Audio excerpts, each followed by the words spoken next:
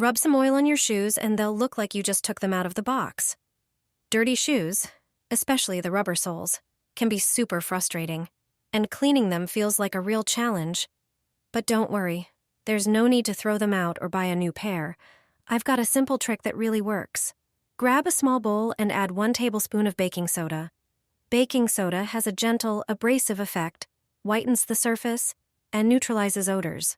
Next, add 1 tablespoon of oil. Canola or sunflower oil works great. It softens grime and breaks down greasy stains. Now add a tablespoon of white toothpaste, just the plain kind, no gels or colors. Toothpaste contains mild abrasives and whitening agents. Mix everything well until you get a thick paste. Take a sponge and apply the mixture to the rough side. Scrub the dirty parts of your shoes thoroughly. You'll see the difference right away. The soda lifts the dirt, the oil dissolves the grease, and the toothpaste brightens the surface. Your shoes will shine like new. No need for expensive products or replacements. This simple method brings your shoes back to life, clean, fresh, and ready for your next step.